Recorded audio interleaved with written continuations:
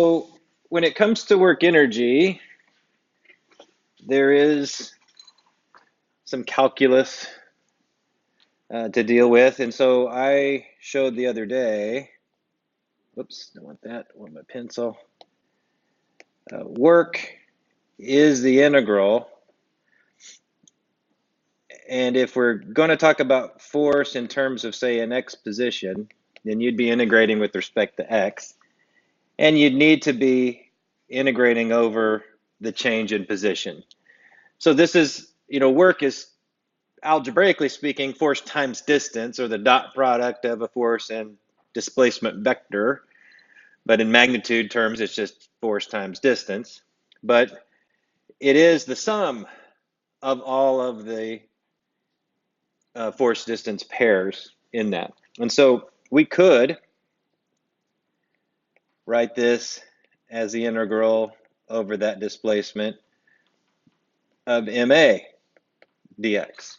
And of course, m and a are constants. Well, m is a constant, but a could be variable. So in the event that a is variable, we can take note of the fact that ma dx would work out as m dv dt times dx. And if you remember your chain rule business, I could write that dv dt as dv dx times dx dt, because those dx's would cancel out. And of course, I can drop things that way and come out with m v dv.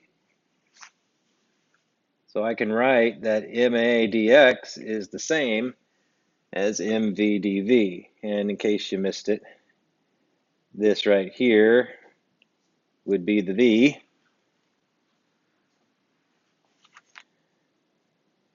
I think I'll change colors there.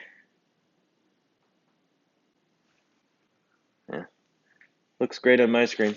So knowing that those pieces, parts go that way, so that means I could kind of redo this integral.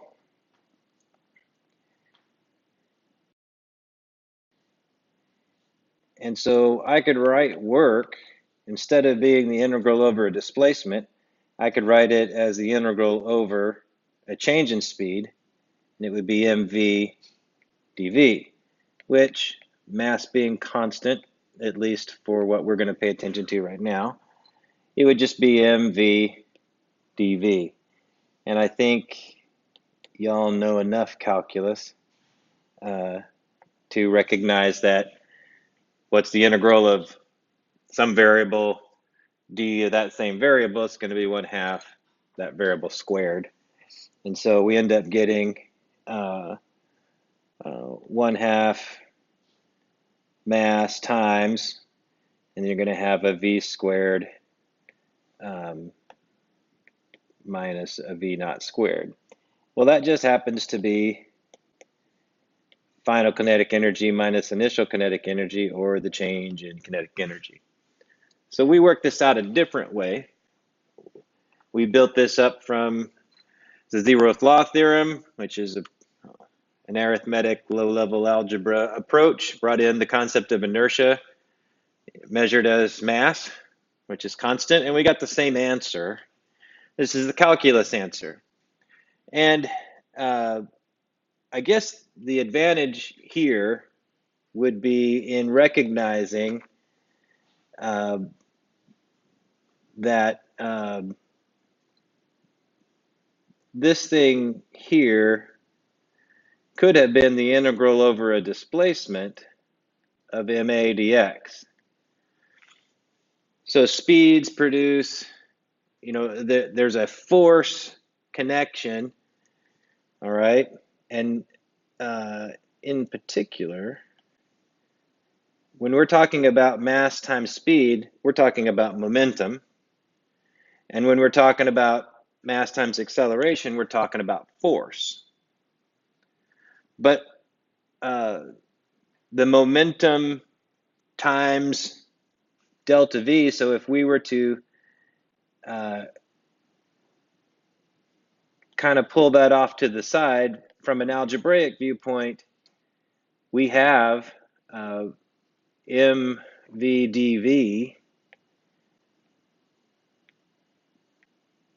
and that was, I'm sorry, let me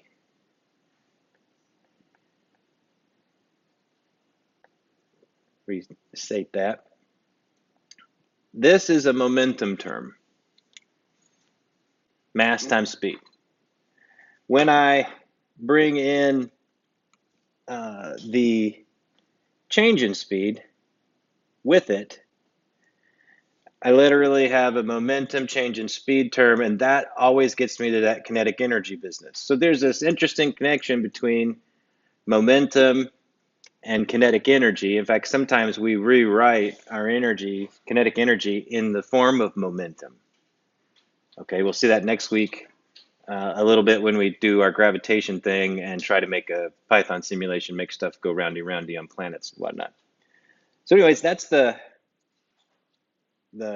calculus way to sum up forces. I can sum up forces Newton's second law style over a displacement, which is quite literally a calculus interpretation of the force distance concept.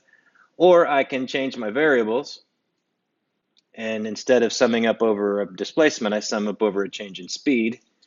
And that's really, both cases give me the same answer. All right. So this is the other way to get the thing we got by the other method. And an algebraic method, and there's a calculus method. Of course, you should know by now, calculus always boils down to algebra. Calculus is easy. It's the algebra that comes out of the box that gives you a fit. All right, applying those rules is not that hard. Generally speaking, in the doing of science and engineering, you'll tell the computer to do the calculus, or you'll tell it to do the finite method, or you'll tell it to do, there's a number of toys you'll learn how to play with from here to there. So that's the calculus derivation of work energy.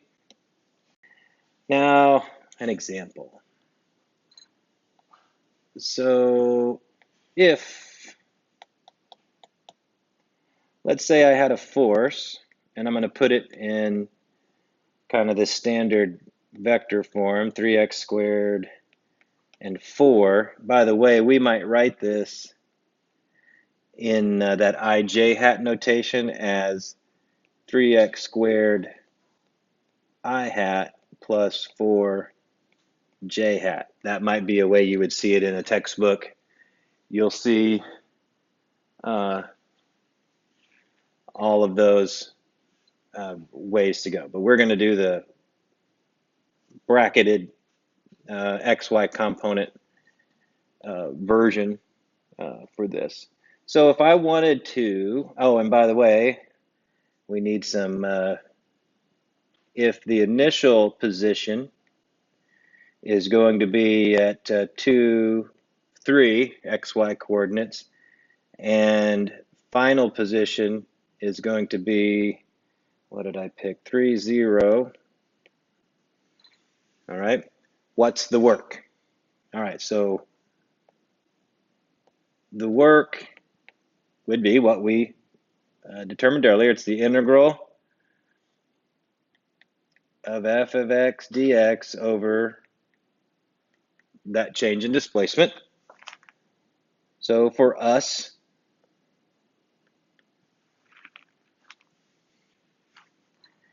it would be the integral from 2 to 3. And so what's written in the I hat j hat, that's an interpretation of the function, the force function in terms of its x and y parts. And so when you do an integral, and obviously when you do any sort of calculus thing, it's going to be a derivative with respect to x, y, z, or an integral with respect to dx, dy, dz. So you can only do one at a time. And so the integral of a sum is the sum of the integrals. So we're going to have a 3 to 2 term, or 2 to 3 term for the initial position.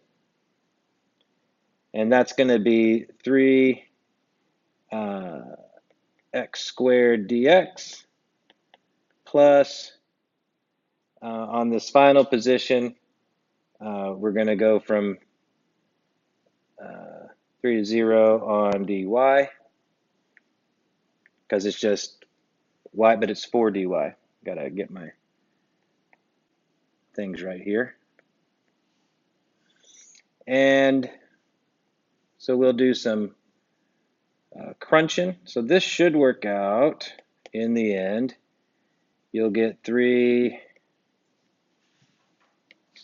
x squared dx plus 4 3 to 0 dy.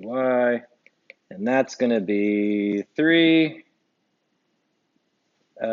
times 1/3 x cubed from 2 to 3 plus 4 y from 3 to 0, and you get basically 3 cubed minus 2 cubed plus what, just 4 times 3, or well, yeah, just 4 times, well, 4 times minus 3. And so this should give you 7 joules of work. So 27 minus 8 minus 12. All right.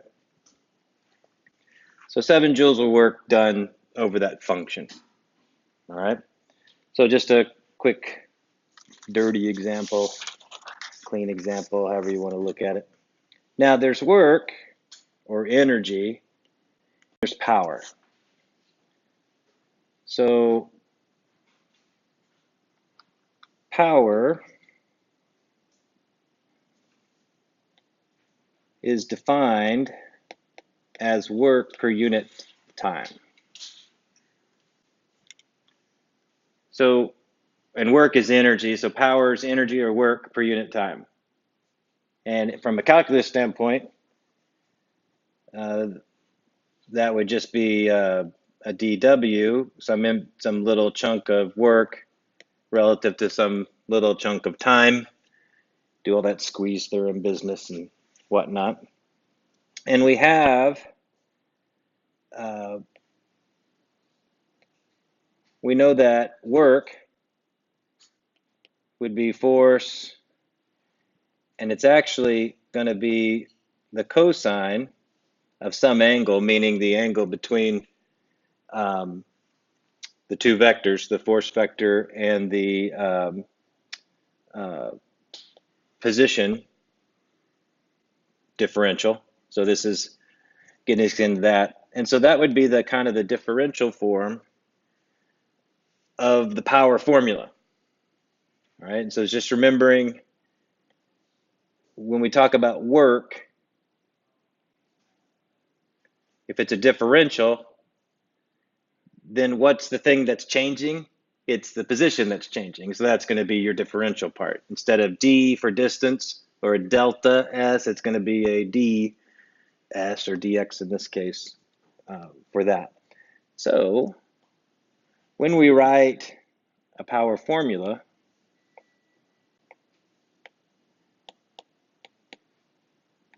one way to write it, we could have this f cosine phi or phi, whatever you say that, and separate out this differential ratio, and you really get force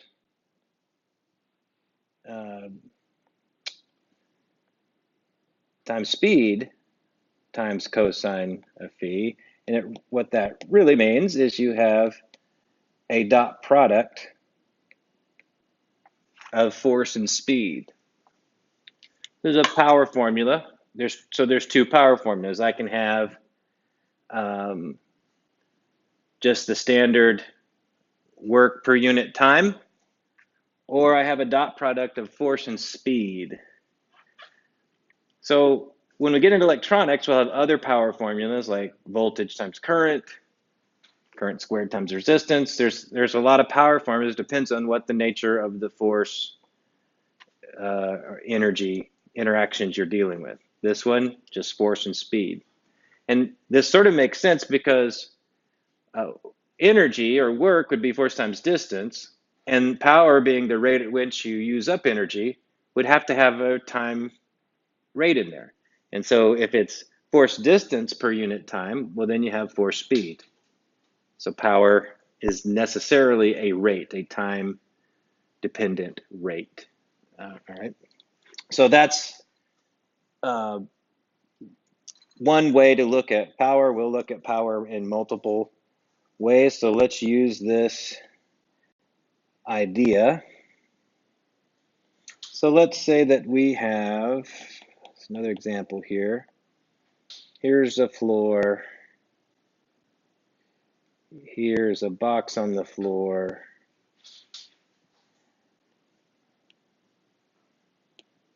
A pretty yellow box. I'm going to try to fill it in. There we go. And this yellow box has force 1 acting on it to the left of 2 newtons. It has force 2 acting up at this angle,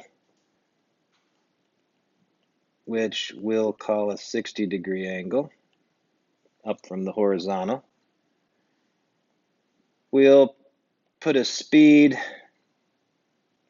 or velocity here of 3 meters per second horizontal, and we'll pretend that there is no friction,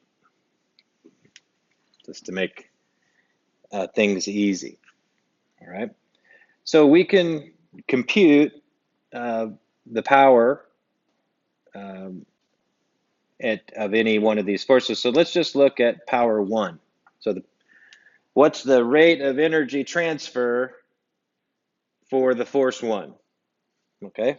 So that would just mean force 1 times speed times cosine of the angle between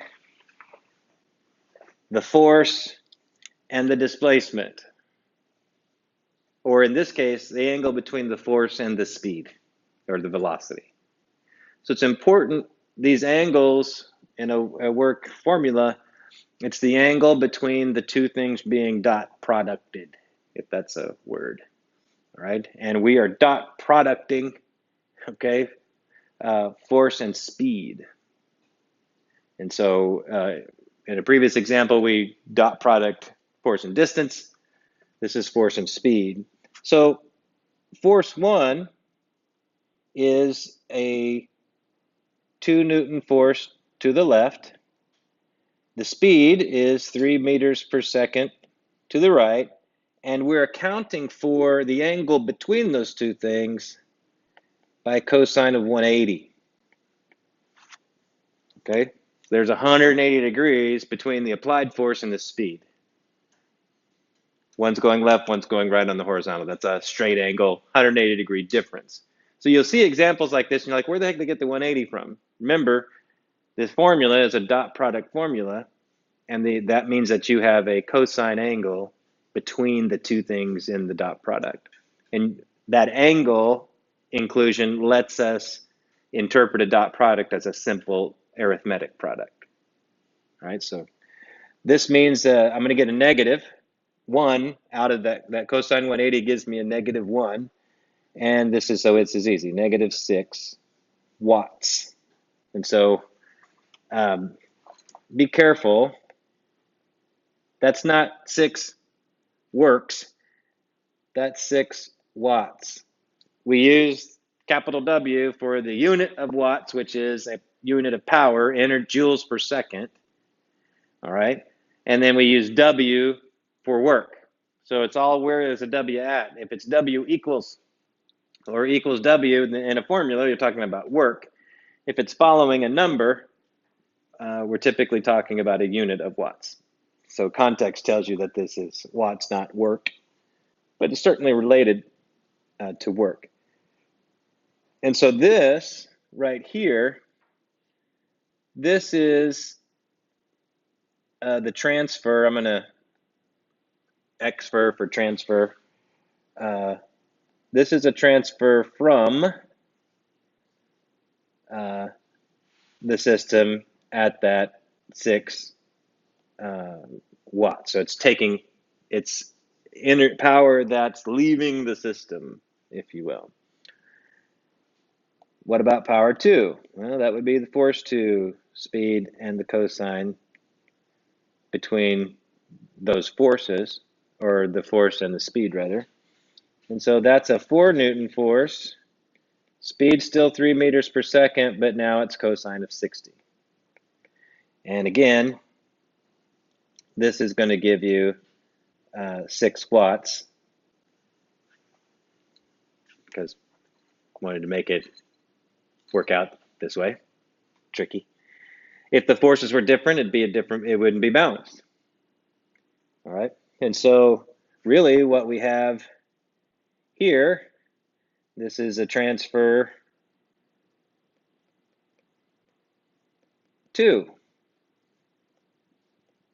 at that rate of power transfer or of energy transfer, watts per unit, joules per second, or what we call watts. And then I think, of course, the net power is going to be the sum of all of the powers. The net, whatever, the net force is always the sum of those forces. The net energy is the sum of all those energies. Net power would be the sum of all those powers. And so this is easy. -6 plus 6, 0 watts. The gazintas and the gazatas were matched. All right. So that's just kind of a by the numbers, how would I use the formula in some given situation to do either a work integral or a power computation. So this is both of the examples given today are probably as hard as it gets computationally. The thing that would make it harder is if the formulas, say like if the equation of your force was a more complicated one than the one we did in the other example. That's where it gets difficult, but the structure is the same. You will sum up, you'll use integrals for work like we did on the other ones, and you'll use power in this way, all right? So there'll be more of these as we